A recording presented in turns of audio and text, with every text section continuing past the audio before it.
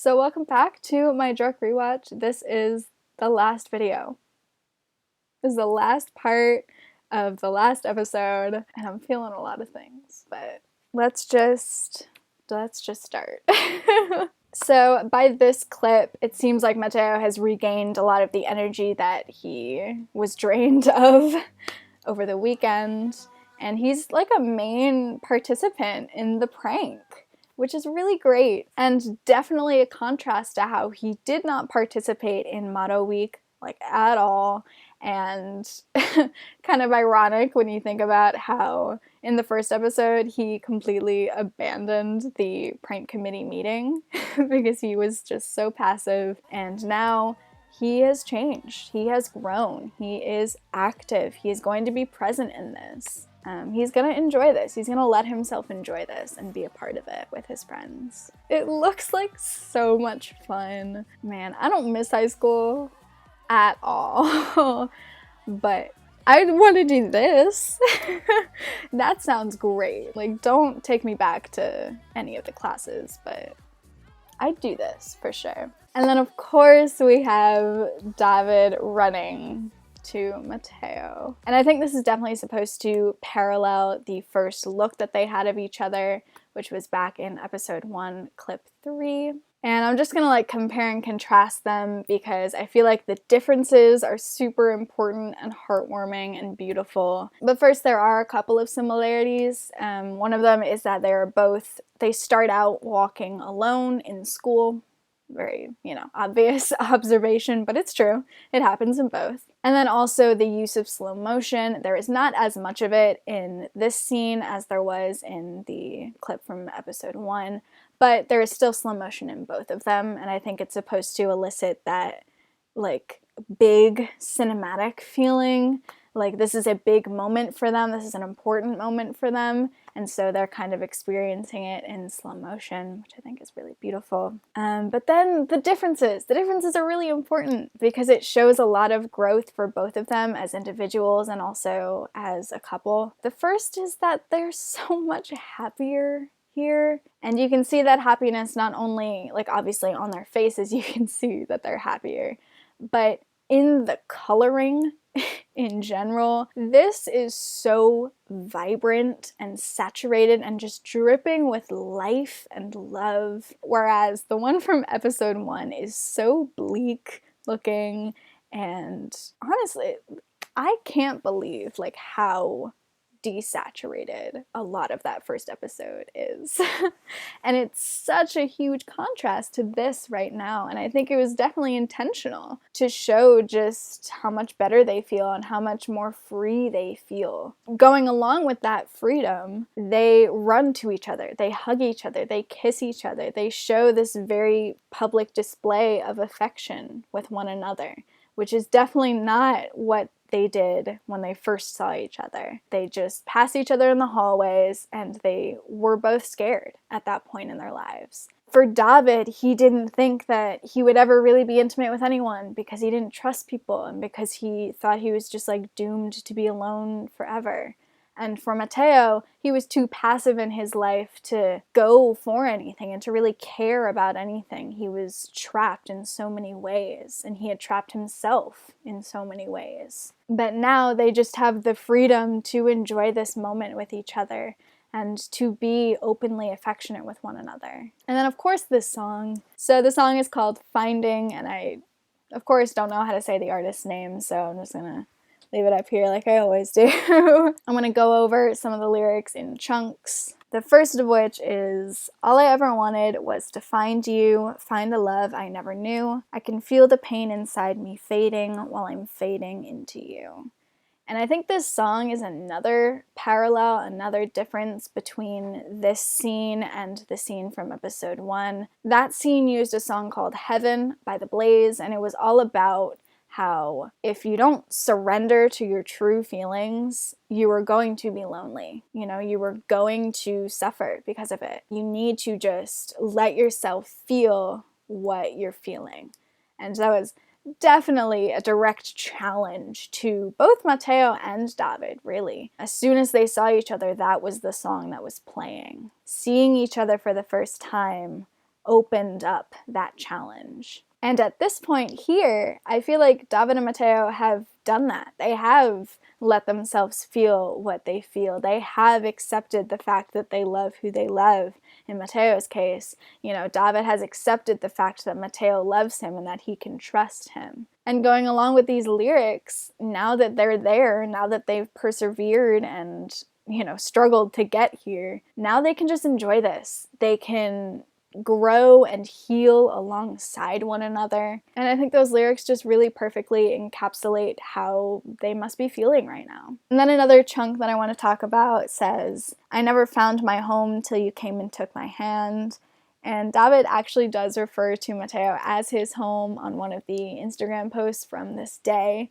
And then Mateo also does it, but later in the series. So I just think that's really sweet that they both refer to each other as home, just like the song does. And then also hands, of course. They mention hands. Hands are their thing. They love hand holding. And then the last chunk says, it don't matter where we are as long as you're with me. And I think you could take the word where to mean like the literal physical location. It doesn't matter where we are. But I think you could also take it as meaning a mental state. Like it doesn't matter where we are mentally. So if you're taking it as meaning like the location, I'm connecting that lyric to things like their first date, in which they just like fucked around in the park and all they needed was each other in order to enjoy it. And also the fact that their special place is like a musty abandoned building but they enjoy it because it's special to them, because they don't need anything else. They have each other and they have their memories there. And also they are going to go on like a hitchhiking road trip together, which all tie into this idea of it doesn't matter where we are,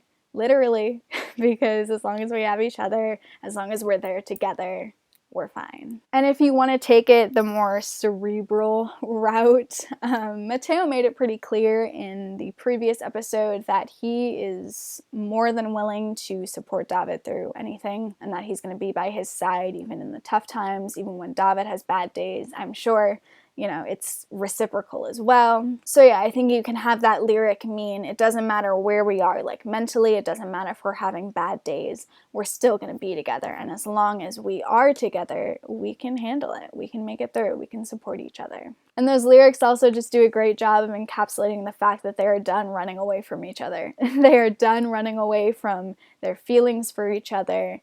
And they are just going to enjoy being together. And they both love being physically close to each other, so it's perfect. And there's just so much like unbridled joy here, and it's so beautiful. I'm really like honestly trying not to watch a lot of it while I'm filming this because I don't want to cry. Because I know this is gonna make me cry, so I'm just gonna skip forward. And then the song that Yuna sings also is big on these themes of like family and strength in numbers and togetherness, which is like the main theme of this season, the main theme of this episode. And then as Jonas is singing, you can see that David is now the one who's leaning his head on Mateo's shoulder, which I like that shows that there is a balance there. They both like to lean on one another. It's not just Mateo. They both like that physical affection. So Mateo dancing and having fun here is definitely a very clear parallel to the very first clip of this season. And I love how both party scenes really bookend this season. And you can see here that this shot can be directly paralleled to a shot of Mateo dancing with Sarah from that very first clip. The lighting is even kind of similar with all of the red. And this really gives you a chance to see just how different those two shots are, which you can take as a function of how much Mateo has changed and grown as a person throughout this season. He's smiling, he looks content, he's actually like dancing along to the music, he has his hand on David. He is in this. He is being active here. He's present right now, and he wants to be. And there is so much red here, not just with the lighting, but also with all of the hoodies. And I mentioned in the first clip of this episode that red really symbolized like love and passion, trust, family, all of that. And I think you can definitely say that this clip is trying to encapsulate all of those themes as well. Trying to wrap up this season by really going back to the roots of what it's about. And it is about building bridges and about family and found family. And Matteo is back to laying on David, which I think is the perfect imagery to leave us off with in this season. You can see Matteo getting some supportive gestures and looks from both Jonas and Hans, and he accepts them both. And then when Hannah mentions plans for the future, Matteo's face clearly falls a little bit. You can see some of that fear creeping up, some of that anxiety creeping up, which once again, I really appreciate that Druck cared enough to keep that consistent, because we did hear Matteo mention the fact that he was scared about his future and didn't know what he was going to do all the way back in episode 2. And then also just Matteo being an anxious person in general, I really like that you can still see that here. Once again, hitting home that just because Matteo and David are together, it doesn't mean that all of Matteo's fear is gone. It doesn't mean that he's never going to be anxious again. It doesn't mean that he's never going to be depressed again. It doesn't mean that he's an extrovert now. And Matteo doesn't get a chance to directly answer this, but Amira says, so you wouldn't wish for anything?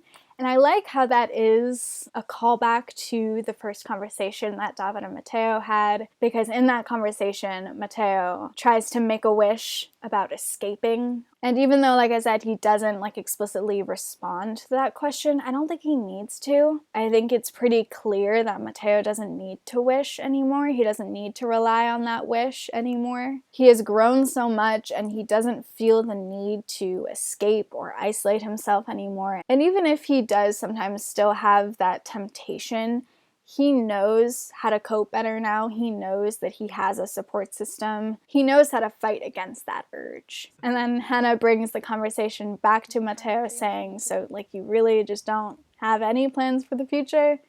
And Matteo gives the last line of the season. Das Leben ist doch jetzt. Mit euch. Oh God, I'm really trying not to cry. So just like how Matteo doesn't feel the need to rely on wishes anymore to feel any kind of happiness or comfort, he also doesn't feel the need to really think about the future right now, because he has found a way to be active and present in his life in the here and now, which was what he was horrible at doing in the beginning of this season. He did make that wish on the eyelash. He really wanted to escape and just run away. He was super passive. He did kind of fantasize a little bit about still being with Jonas and wanting to hold his hand while he was asleep. He was yearning and longing for these things that he really just thought he would never have. But now he has grown so much. He has learned how to live in the moment and enjoy it for what it is. And a lot of that is because he actively took part in getting what he wanted and going for what he wanted and saying fuck that to being alone and actively taking steps to not be lonely and to not be passive anymore. And in the OG, the quote, "Life is now," comes from Isaac saying that he wants to live his life more genuinely. And it's also derived from the minute-by-minute philosophy that was created in order to help Evan better cope with his bipolar disorder. And honestly, I kind of prefer how it's used in Druck, because I feel like it works better for Matteo's arc versus Isaac's arc. They do have similar arcs. Matteo is based off of Isaac. They go through relatively the same things, but I really do feel like the bulk of Matteo's growth is him becoming more active. And I don't think that's the case for Isaac. I don't think one of his main flaws is the fact that he was so passive.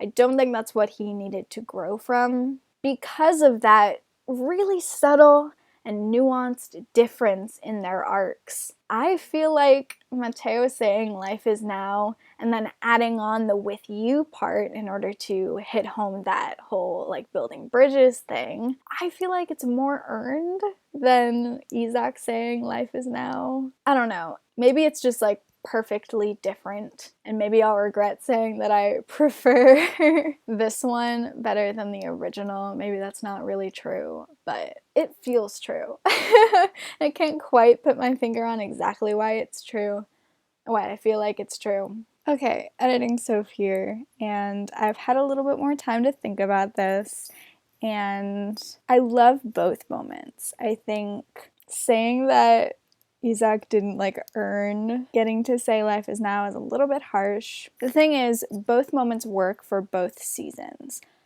But I think that in the original, life is now is more suited for Evan because he's the one who needs to stay in the present and needs to kind of alleviate some of his anxiety about the future and about how he's feeling, how he's going to feel in the future.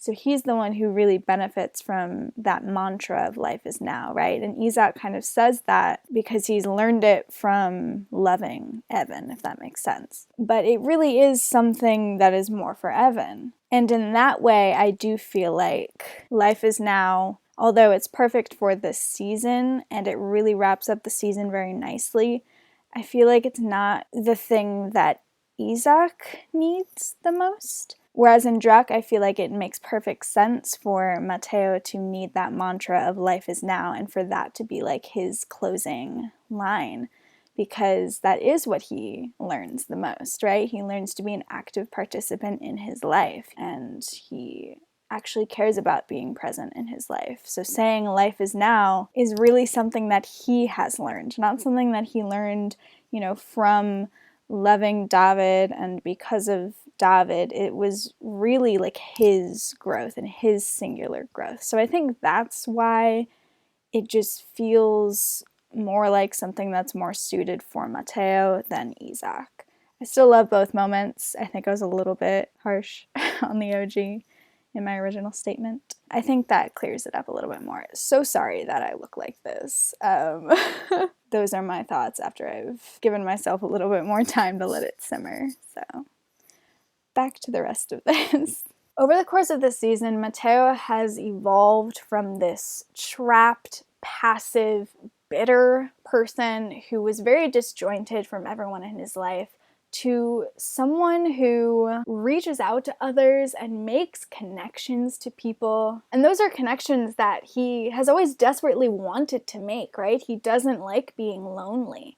He wants to be known by people. From the beginning of the season, we knew that Mateo wanted to be physically affectionate with people. He wanted to be known by David in their first conversation. And throughout the course of the season, he really just let himself do that. He let himself be loved by other people, and he also let himself love others as well. I think it's so perfect. I love Mateo's arc so much. And even though I really love the life is now, and especially the fact that he added on with you at the end of it, I do feel like this clip is a little bit anticlimactic. I do feel like it's an abrupt ending. It doesn't feel like a sigh of relief. It kind of feels like you're still holding a little bit of your breath, to me at least. That's like the best metaphor I can come up with. But it just feels like there should be something more.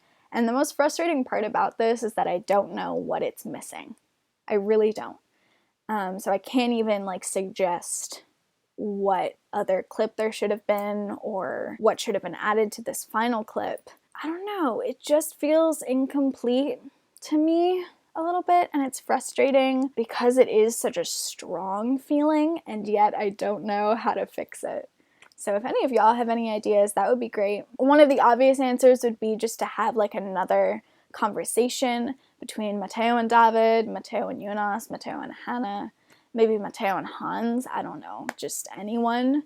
Another meaningful conversation would have been cool. I feel like Mateo doesn't really talk that much in this episode, so having him kind of share a little bit more about what has happened and reflecting could have been helpful to kind of wrap it up a little bit. And maybe some of that disappointment is because of expectations from the original, because in the OG, Isaac does have this pretty long dialogue with Eva where he reflects on who he used to be and who he has become. And I'm not saying I would have liked something like that robust, but I don't know, just something. I don't know. Let me know if y'all have any ideas. And I do know that they did cut out some parts with Hannah and Jonas, which made this clip shorter, but I feel like they should have filled that gap with something else. And even if they still did leave the Hannah and Jonas stuff in, I feel like they still should have had something else with Mateo,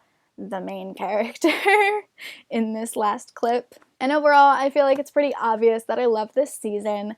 Why else would I spend weeks picking it apart like, I don't know, an extremely unqualified surgeon? And I can safely say that I've just never connected to a character more than I've connected to Mateo. And so even with its flaws and, you know, parts where it's kind of disappointing, I will always have a very special connection to this season. I think a lot of people will. And, you know, I really don't think there is a perfect season of any Scum, not in the OG and not in any of the remakes. That's just my opinion. But honestly, I do think if I had to choose one from the remakes that I've seen, which is most of them, I have seen like most of every season of every remake at least once. And if I had to pick one that I think is the closest to being perfect, it would be Druck Season 3, which is why I did this.